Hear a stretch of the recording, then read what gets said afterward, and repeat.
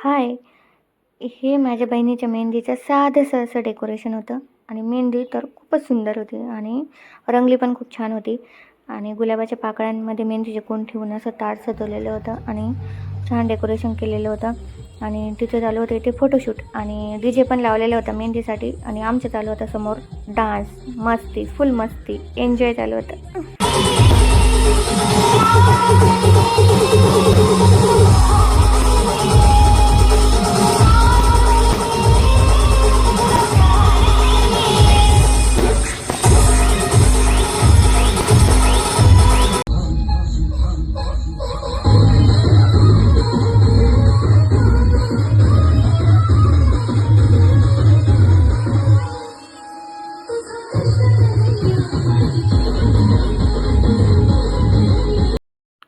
आणि डान्स आणि मस्ती करून सगळे थकले आणि आम्ही इथे काढत होतो मेहंदी. मला काही एवढं खास जमत नाही, पण मी दिली माझ्या एका काकीच्या हातावर काढून.